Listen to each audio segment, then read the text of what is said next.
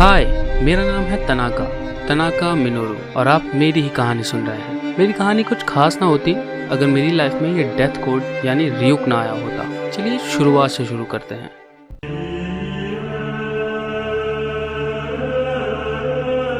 बात है 2013 की, डेथ वर्ल्ड में, जहां रियुक ने अपनी डेथ नोट दूसरे शिनेगामी को दे दी। अब वो उसे वापस करना चाहता है।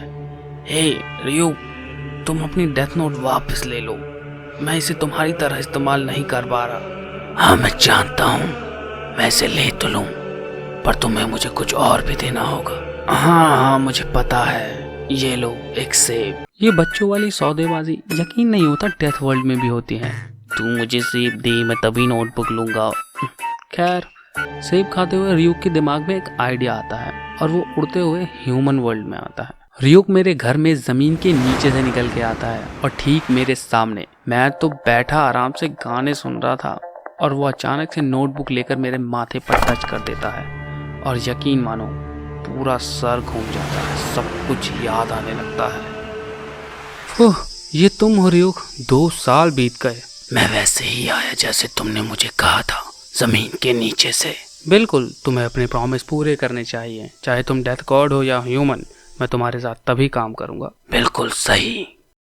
हाँ, मैं जानता हूँ आप सोच रहे होंगे कि एक मिनट, ये रियुक को जानता है पहले से? कैसे? शायद ये बीच में स्टोरी सुना रहा है, शायद भूल गया है। नहीं, मैं नहीं भूला। चलो फ्लैशबैक में चलते हैं। 2 साल पहले मेरे स्कूल का फैकल्टी रूम, अंदर मेरी ही बात हो रही है।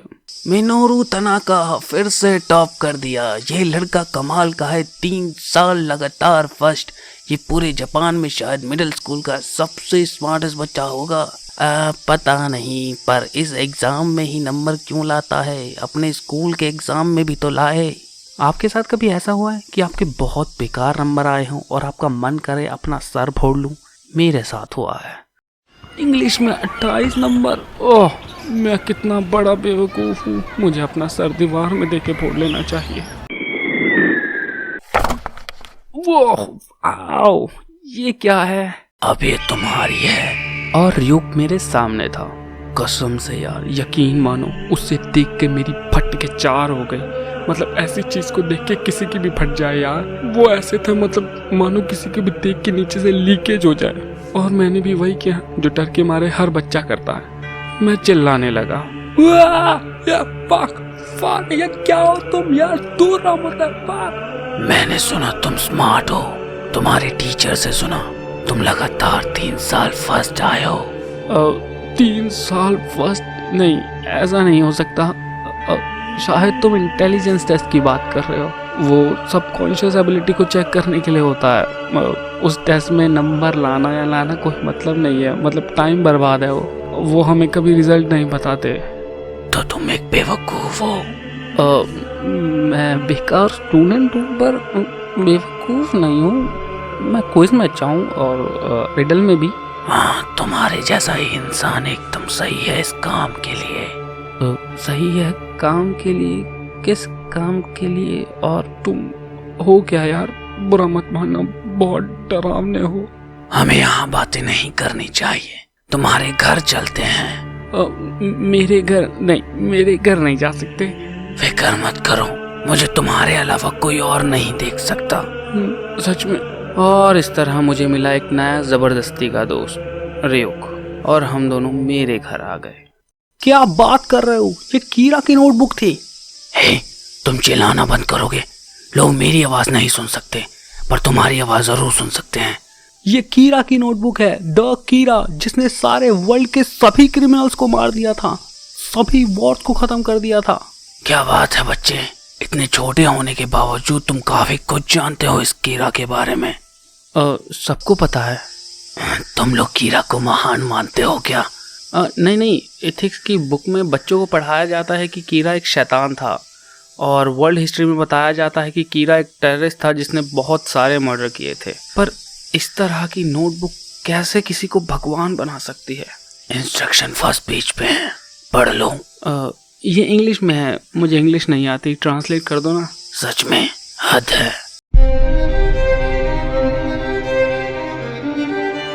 अब यार मेरे दिमाग के सारे फ्यूज उड़ गए थे। मतलब आज तक जिसके बारे में मैंने सिर्फ किताबों में पढ़ा था, आज वही नोटबुक मेरे पास थी और रूल्स पढ़कर तो कसम से मेरे दिमाग का खैर छोड़ो, शायद बच्चे भी मेरी कहानी सुन रहे होंगे। अब मेरे दिमाग में बहुत सारे सवाल थे जो मैं पूछने वाला था रियुक से। हे रियु, पुलिस और एल दोनों ही कीरा को पकड़ना चाहते थे, है ना? हाँ, उस वक्त ये सब देखने में बड़ा मजा आता था।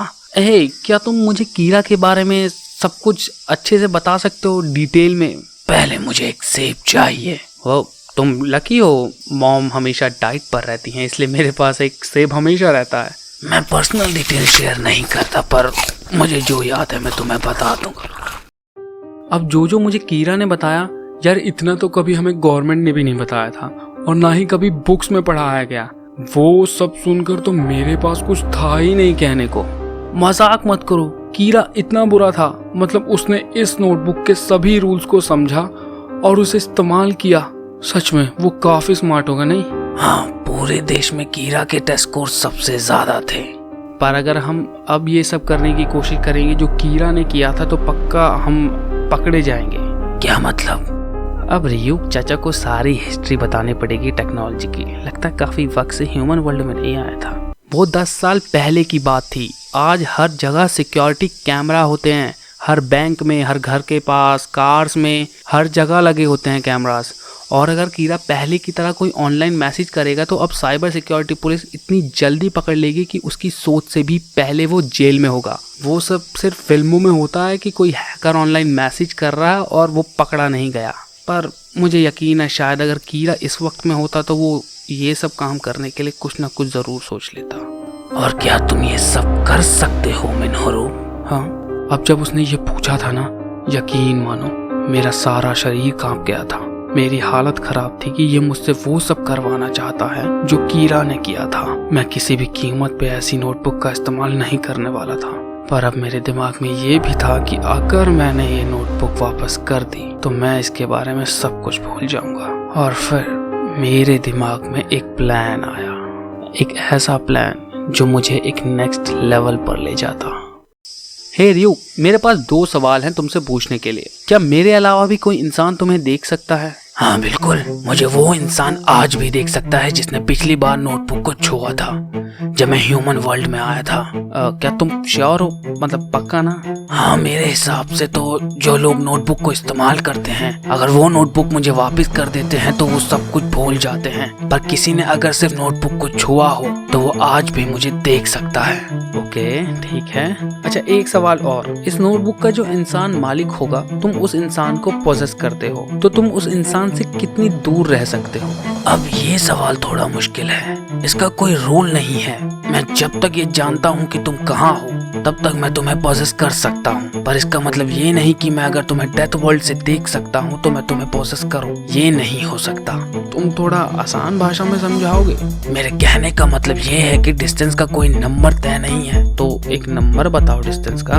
अब घंटों तक रियु की बातें सुनकर और उसके सारे ऊट पटांग रूल सुनकर मैंने ही पता लगाया कि कितनी दूर से रियु किसी को पोजेस कर सकता है। तो ह्यूमन वर्ल्ड के अनुसार तुम किसी इंसान से 14 किलोमीटर ही दूर रह सकते हो उसे पोजेस करने के लिए। हाँ, इतना डिस्टेंस काफी होता है किसी को ढूंढकर उसके पास तुरंत पहुंचने के लिए। ये रूल पहले नहीं था, पर इसे लिखने में मुझे कोई बुराई नहीं लगती। तो ठीक है, मैंने डिसाइड कर लिया। मैं ये नोटबुक तुम्हें वापस कर देता हूँ और 2 साल बाद तुम मेरे पास वापस आना, तब मैं इस नोटबुक को इस्तेमाल करूंगा और तुम्हें हर रोज एक सेब देने का वादा करता हूँ। हाँ, 2 साल? मुझे 2 साल तक कोई सेब खाने को नहीं मिलेगा। ठीक है, अगर तुम्हें इतना इंतजार पसंद नहीं तो किसी और को ये नोटबुक दे दो। ठीक है, मैं 2 साल बाद आ जाऊंगा। तो ये तय रहा। मैं इस नोटबुक की ओनरशिप को छोड़ता हूँ और ये नोटबुक तुम्हें वापस करता हूँ रियु।